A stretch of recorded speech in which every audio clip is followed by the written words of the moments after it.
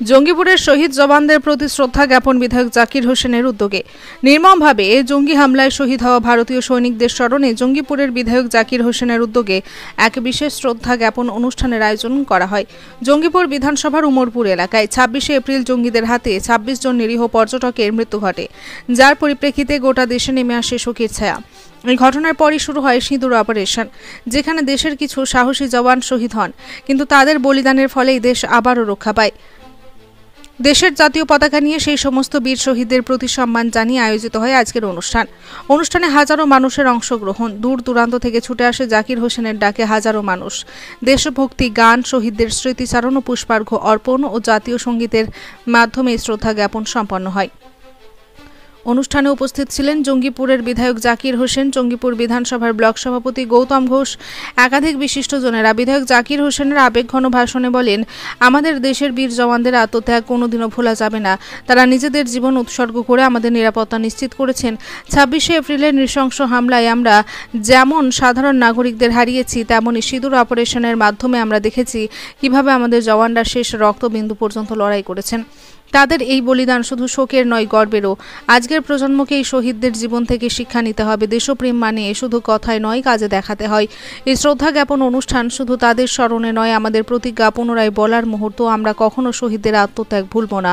আমার পক্ষ থেকে এবং জঙ্গিপুরের জনগণের পক্ষ থেকে আমি তাদের প্রতি জানাই গভীর শ্রদ্ধা এবং তাদের পরিবারের পাশে আমরা সবসময় আছি। যে যুদ্ধ করেছে, জিতেছে, যার জন্য আমরা ভারতবর্ষ হিসেবে গর্বিত। আমাদের রাজনীতির ক্ষেত্রে বিভিন্ন মত থাকতে পারে, কিন্তু এই যুদ্ধের ক্ষেত্রে আমরা মোদিজিকে সমর্থন করি, দেশকে সমর্থন করি, ভারতীয় সেনাকে সমর্থন করি। কারণ হলো দেশ আগে, তারপরে আমাদের মতামত আলাদা থাকতে পারে। আমরা গণতন্ত্র দেশ, আমরা গণতান্ত্রিকভাবে আন্দোলন করব, সেটা আলাদা জিনিস।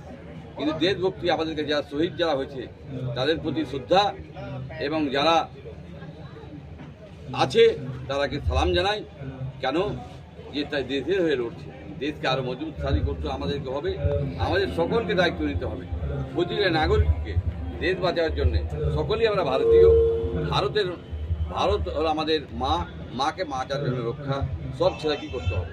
তাই আমরা চাইব ভারতীয় হিসাবে সকল ভারতীয় এগিয়ে আসুক, যেন মানুষকে তারা ভালোবাসে এবং দেশে শান্তি ফিরে আসে। আর বিদেশিরা যারাই করুক তাদের যেন যোগ্য জবাব দিতে পারে। আমরা ভারতীয়রা এবং মহিলারা যেভাবে যুদ্ধ করেছে তাদেরকে আমরা গুণিত জানাই, ভালোবাসা জানাই, যে তারা এত সুন্দরভাবে যুদ্ধ করেছে এবং দেশকে রক্ষা করেছে। এবং দেশের জওয়ানরা এবং যারা পাইলট ছিল তারা কীভাবে যুদ্ধ করেছে, তাই সকলকে আমরা শ্রদ্ধা জানাই। এবং আমরা চাইব সকলে ভারতীয় এক হয়ে লড়বো এবং আগামী দিনে আরো শক্তিশালী হয়ে কেউ আক্রমণ করে সকল ভারতীয় এক হয়ে লড়ে আমরা সকল